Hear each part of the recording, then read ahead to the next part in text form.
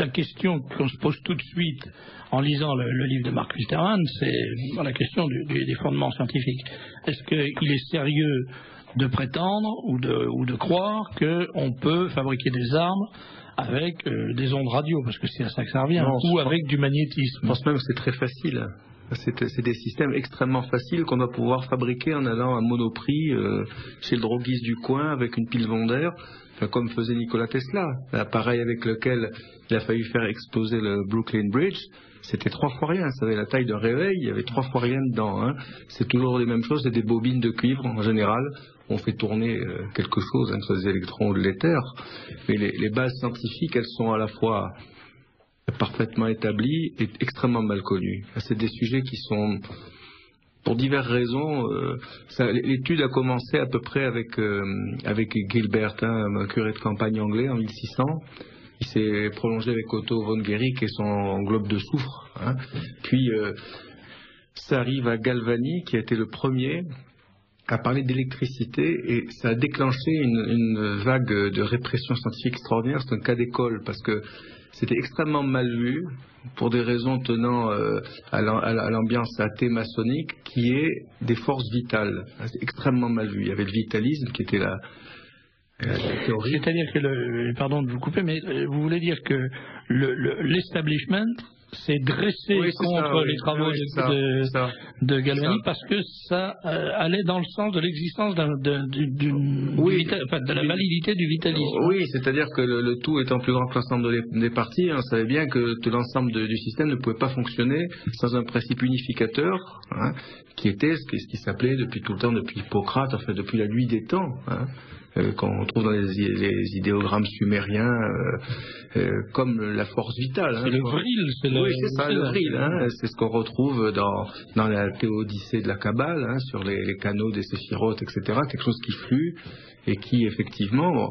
dont on ne connaît pas la nature. On ne connaît pas la nature, on sait qu'elle existe. Hein, elle est dans tous les hiéroglyphes. Hein, ça, c'est une expérience immédiate. Hein, il suffit de voir une plaie cicatrisée, hein, pour toucher du doigt qu'il se passe quelque chose. Ensuite, la démarche scientifique, la première, c'est encore un hasard incroyable. Il y avait, dans le laboratoire de Galvani, il y avait une sphère de Otto de Guericke, qui est une sphère de sulfure de soufre solide qui tourne et qui émet des charges statiques importantes. Et au moment où ça fonctionnait, il y avait un scalpel qui était planté dans une cuisse de grenouille. C'est pas fait pour être mangé, mais pour quelques menues études, quoi. Et chaque fois il s'est aperçu que ça se contractait. Que le muscle se contractait. Oui. En réalité, le scalpel jouait un rôle d'antenne. C'était une antenne, il y avait la machine qui était à 3 mètres, et chaque fois, il y avait une décharge dans l'air. Hein, c'est la base de... Hein, ça fait bouger les terres, c'est la base de la communication. Donc ça tendrait à accréditer la fameuse idée du transport d'énergie sans... Non, mais ça c'est évident. Sans support. Bien sûr, de toute façon, le télégramme, c'est comme ça. Hein, c'est des mouvements dans les terres qui se transmettent comme l'eau quand on jette une pierre. Hein. Donc, et alors, vous m'expliquiez au micro que... contre Galvani, on a suscité en quelque sorte... Mais oui, parce que bon, Galvani a approfondi les choses. Il s'est aperçu qu'on pouvait déclencher les contractions sans électricité, mais avec des fils de métal différents et soudés. Et à ce moment-là, Volta s'est précipité dessus. Il a servi qu'à ça d'ailleurs, hein, comme ça. Il s'est précipité dessus pour montrer qu'en fait, il s'agissait d'une énergie purement biochimique et non pas d'un courant électrique à cause de la présence du fer. Ensuite, Galvani a montré qu'on pouvait avoir des courants électriques simplement avec des courants de lésion, c'est-à-dire sans absolument pas de métal, mais ça allait tellement à l'encontre des idées de la Royal Society, qui n'était pas très ancienne, hein, qui avait supporté les travaux de Newton, et puis l'Académie du Lynx, là, qui était très ancienne en Italie. Et donc, à partir de là, il y a un mouvement très important pour lutter contre le développement d'une énergie vitale. Et ça aboutit, il faudrait peut-être détailler, mais c'est un peu trop long, mais lorsqu'on a découvert en Allemagne, parce que l'Allemagne joue un rôle clé là-dedans, dans l'extinction, sous des pseudo-progrès, elle joue un rôle clé dans l'extinction de la véritable compréhension des phénomènes vivants. Hein. En Allemagne, on a commencé par dire, puisqu'il n'y a pas d'énergie vitale, les systèmes sont mécaniques, donc on va connaître les composants et les couper en morceaux. Et à partir de là, on n'a plus rien compris à rien, parce que ne tenant plus le principe directeur général de l'ensemble, on est arrivé à la médecine actuelle, par exemple. Dans le domaine de la médecine, on ne comprend plus rien à rien. Puis parallèlement, il n'y a rien. Hein. On fait, dès qu'on a quelque chose qui sort de la grille, c'est libre, hein, on fait le tour de tous les spécialistes, dans un sens, puis dans l'autre, et puis en haut, et en bas. Et en fait, les neurophysiologistes savaient bien, une bonne partie savait bien que la transmission électrochimique des neurotransmetteurs, ça explique rien. Ça ne donne pas l'explication de 5% des phénomènes. Alors, par exemple, on ignore totalement comment agissent les antidépresseurs. Il y a un exemple entre autres. Et parallèlement, des recherches se poursuivaient sur les courants continus, qui étaient justement ce que détestaient les autres, parce que les courants continus, c'est inexplicable. Hein. On n'en sait pas plus maintenant que du temps de Galvani. Tout ce qu'on sait, c'est que le corps humain ou les corps animaux sont des corps polarisés, avec un pôle positif, un pôle négatif, avec plusieurs centres. Et alors là, là vous avez des aspects de cette réalité qui sont assez stupéfiants. Enfin, c'est assez grandiose. Alors déjà, on sait qu'en là, ça va directement à l'appui de ce qui est rapporté dans votre ouvrage, monsieur. C'est-à-dire que quand on modifie les courants continus par des dispositifs simples, hein, ça peut être un four à micro-ondes, mais ça peut être un sèche-cheveux qui dégage un champ magnétique invraisemblable. Hein. Ça peut être, là je disais déjà d'un livre qui est relativement ancien, mais qui est toujours valable, de Baker et Marino, hein, qui sont pas des petites pointures. Hein. C'est deux professeurs, il y en a un, il est à Upstate Medical Center de l'Université de New York et l'autre il est à la Louisiana State University. Ils ont montré que lorsqu'on soumet le système nerveux à un Motorola par exemple, avec le son est pas très fort mais l'antenne est juste à côté de l'oreille. Et à ce moment-là, le contact est colossal. Hein, et les modifications sont énormes. Bien qu'elles aient été niées tout le temps, avec des oppositions farouches des industriels, ça commençait on le sait depuis l'époque d'Edison que ça fait quelque chose. Hein. À l'époque d'Edison, alors c'est des expérimentations naïves, comme c'est souvent là. C'est un peu comme pour le cholestérol. Ils disent n'importe quoi. Bon. Eh bien, ils ont mis des chiens dans un champ électrique en disant le chien ne se plaint de rien. Oui.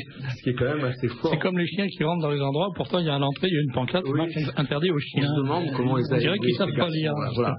Alors, je se payer de rien. Et après, ils l'ont fait sur des hommes qui n'ont plus se payer de rien, mais au même moment, le professeur Darsonval, qui est quand même un nom connu en France, qui a été un de ceux qui ont développé le plus ces choses-là, montrer que l'effet on-off d'un champ électromagnétique crée un phosphène qui est maintenant c'est-à-dire une expression lumineuse à l'intérieur du cerveau. Après, c'est Beer dans les années vers 1930 qui l'a confirmé. Et maintenant, on le sait parfaitement. Et alors, vous avez dans ce livre que vous avez devant vous quelque chose qui va à la fois complètement dans le sens de ce que Mark Filterman a écrit et complètement dans l'autre sens, puisque là, c'est pas l'utilisation d'ondes électromagnétiques pour détruire, c'est pour fabriquer. Oui. Alors, je voudrais que vous racontiez, ça c'est quand même stupéfiant. C'est effectivement parce que ça répare que ça peut détruire. Hein.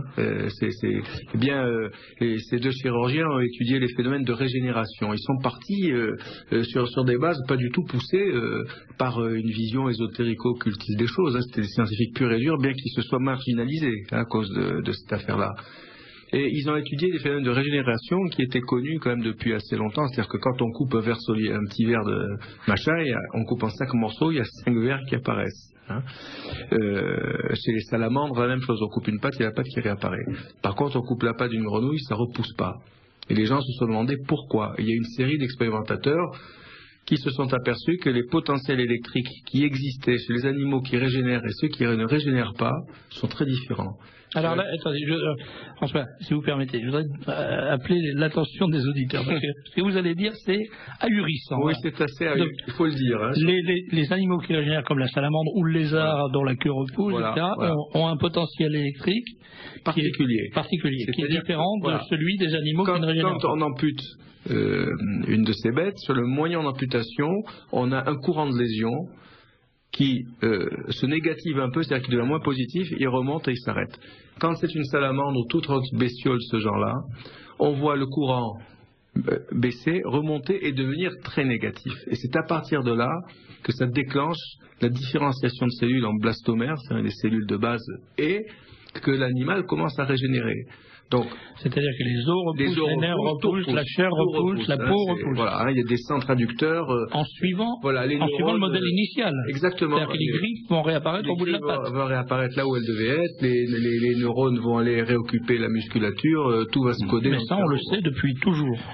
Oui, ça fait partie de la science qui s'appelle la plasticité du système nerveux. On le sait pour les hamsters dorés, quand vous coupez un œil, vous tournez 180 degrés, tout le système des neurones tourne de 180 degrés, ils vont là, ils doivent aller. Ce qui est assez fort pour interpréter à travers les théories de l'évolution. Je vais apporter une petite précision. Il faut savoir qu'il y a 2 ou 3 ans, il y a un pansement qui a été mis sur le marché qui génère une polarité justement pour accélérer la cicatrisation. Ah oui. Parce qu'au niveau des tumeurs, par exemple, que ce soit des tumeurs cancéreuses ou des blessures, on a une polarité qui est plutôt négative. D'accord. Oui, alors donc, mais les autres animaux qui ne sont ni la salamandre ni le ver de terre n'ont pas ce potentiel. Donc l'idée des chercheurs, et avant même Baker et Marino, d'autres ont déjà eu cette idée. Alors le premier c'était des chercheurs, un Texan, un autre à Yale, un autre à Northwestern à Chicago, et il y en a un qui a commencé par titiller avec des épingles, un autre à tremper dans du sel. Tout ça c'était fait dans leur idée pour empêcher la cicatrisation, mais en fait ça a entraîné des polarités électriques qui ont fini par faire repousser partiellement des membres. Mais alors, l'expérience grandiose, c'est celle de Becker et Marino qui ont reconstitué un petit appareil électrique hyper simple. C'est hyper simple, il n'y a même pas d'électricité. C'est une pile faite par 2 bouts de fil différents, du cuivre et du nickel, un truc comme ça. Et ils ont réussi à faire repousser tout le membre de la souris, y compris l'articulation du coude, qui est quand même une articulation d'une complexité hallucinante. Et cette expérience est corroborée par d'autres un peu antérieures, et puis par d'autres que j'ai pas suivis depuis, parce qu'ils ont publié encore. Et c'est extraordinairement impressionnant, parce qu'on se dit que on peut même imaginer que chez des enfants, par exemple, qui n'ont pas de cerveau, on puisse relancer les centres, parce que les forces de guérison de l'organisme sont fantastiques, seulement elles sont verrouillées, elles sont en puissance, et là l'électricité les envoie en acte. Chez le ver de terre, par exemple, on peut inverser la polarité, c'est-à-dire que la tête repousse quand il faut être 4 morceaux à l'endroit de la tête. Mais si vous changez la polarité, quand vous augmentez le courant, d'abord vous avez un ver à 2 têtes, et puis vous montez un peu plus et vous avez un ver qui a la tête à l'envers. Donc avec des manipulations modestes et qui montrent la perfection absolue des structures qui forment le squelette électromagnétique de l'être humain. Donc c'est ce qu'on quand un amputé dit, quand on parle du membre fantôme, c'est évident. C'est une réalité. C'est évident. Il garde le blueprint, la pattern, la forme virtuelle du monde. C'est sur cette forme que se reconstruisent, comme dans le hamster doré, par exemple. Ça, c'est Marx en Australie qui l'avait montré avec un élève japonais. Et les neurones sont capables de se reconnaître dans le système nerveux, de savoir où ils doivent aller, et ils suivent des lignes de force. C'est comme les inducteurs dans les œufs, dans l'ovule fécondé, c'est hallucinant. Vous découpez un petit morceau, vous tournez de 180 degrés, tout le dispositif tourne instantanément. C'est hallucinant, le truc. C'est des choses qui sont très mal connues, parce qu'il y a de la littérature depuis longtemps, quand même.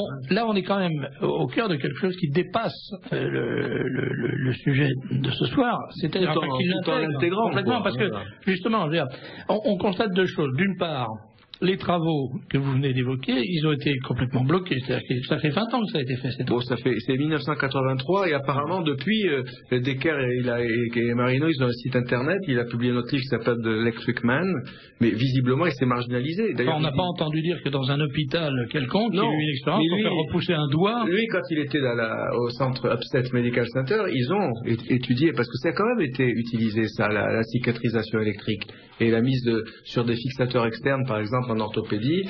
Moi, je l'ai vu faire quand j'étais externe dans un service de chirurgie osseuse. Mais c'était du bricolage. C'était mal vu parce qu'il y a un relent de vitalisme et tout. Donc, même pour les trucs sur le cancer, tout le monde sait bien que en changeant la fréquence des champs magnétiques, soit vous arrêtez les tumeurs, soit au contraire vous les relancez. Il y a eu des articles depuis 20 ans dans Science. Et ça, c'est pratiquement occulté. Et en revanche, alors, il y a l'aspect que traite Mark Filterman, c'est que cette science, cette connaissance, ou ce domaine de la recherche, il est alors utilisé s'il n'est pas utilisé pour guérir, il est largement utilisé pour tuer. À des fins militaires. Alors justement, en 93, c'était le 17 novembre 93, il y a eu une conférence à Los Alamos avec George Baker, également qui est un spécialiste de ce domaine-là, qui a fait une déclaration comme quoi les armes électromagnétiques avaient été utilisées, notamment sur la base de Brenham, contre des activistes. C'était à l'époque des missiles Pershing, si je ne me trompe pas, vers 81-84. Et ils ont irradié les personnes en quelque sorte pour les faire dégager du site et ça a marché. Au bout de quelques jours, ils ont dégagé du site. Alors après, le ministère britannique a effectivement reconnu qu'ils avaient irradié à un certain niveau suffisamment élevé pour provoquer des saignements, des maux de tête, des troubles de la vue, défaut de locution, paralysie temporaire, enfin voilà tout le topo. Et là, l'année dernière, le Pentagone a fait la déclaration, notamment parce que le West Navy a fait beaucoup de recherches là-dessus, ce qui était normal si effectivement on se réfère à Philadelphia Experiment, où ils ont déclaré qu'ils avaient l'intention de mettre en production des armes micro-ondes antipersonnelles. Alors il y a certaines catégories d'armes qui existent, et moi je vois très mal l'avenir de nos experts qui disent que les GSM, que les micro-ondes, UMTS et tout le reste n'aura aucun effet sur la santé, parce qu'ils vont devenir les futurs Garetta du sang contaminé. Parce que je ne sais pas comment ils vont faire pour se défendre avec les futures études qui vont arriver et les futures révélations de l'armée. Je ne sais pas du tout comment ils vont s'en sortir. Et déjà, on peut dire qu'il y a de très nombreuses études étudiant simplement la répartition des leucémies et des suicides par rapport aux lignes électriques. Et il y en a une qui a été faite dans le Middlesex il y a assez longtemps déjà, et qui, avec des groupes de contrôle très bien choisis, et qui montre, au-delà de toute contestation possible, qu'il y a un coefficient statistique, le coefficient de personnes, qui est clair comme tout. C'est-à-dire qu'il y a plus de leucémies. Ça c'était quelque chose qui a été fait par UCLA en Californie. Le long des lignes à haute tension, plus on s'éloigne, moins il y a de leucémie. C'est la même chose pour les radars dans l'armée. D'ailleurs, c'est une maladie professionnelle dans l'armée. C'est reconnu, c'est indemnisé comme tel. Bien, je vous remercie d'avoir pris la peine de venir nous expliquer ça. Docteur, vous avez lu très attentivement le livre de Mark Filterman, Les armes de l'ombre. Franchement, qu'est-ce que vous en pensez? Je pense que c'est d'un très grand intérêt. Il y a des points de détail sur lesquels j'émettrai quelques réserves. Par exemple, c'est très facile de rentrer dans un cerveau. De toute façon, vous êtes à côté d'une machine électrostatique, vous vous sentez mal. C'est évident. De même, on utilise facilement facilement. Il y a plusieurs publications qui traitent les dépressions nerveuses en envoyant des décharges électromagnétiques dans le cerveau, des décharges intelligentes, un peu comme les sismothérapies, qui sont un traitement remarquable. Mais par contre, il est donc très facile d'arroser une population avec une technologie qui est hyper simple. Fabriquer des champs électriques, c'est pas dur. Et ça change tout de suite les polarités de ces courants continus. C'est-à-dire qu'on est capable d'arrêter instantanément l'activité régulatrice générale sur l'humeur, etc. Donc si on l'arrête, les gens deviennent tristes, angoissés. Les auteurs russes et japonais ont notamment montré, une russe très compétente qui a montré qu'il y avait 3 degrés de réponse dans la gravité qui finissait par arriver à des catastrophes hypothalamiques, c'est-à-dire le chef d'orchestre des glandes. Par contre, s'introduire chez un seul individu, ça me paraît hors de portée parce que quand même si des études secrètes, elles partent de bases qui ne sont pas secrètes. Après, on peut développer ce qu'on veut et c'est assez facile. Si c'était le cas, c'est-à-dire si on arrivait avec un rayonnement électromagnétique à diriger un influx sur une personne précise, etc. Là, je crois qu'on passerait dans un domaine plus ésotérique.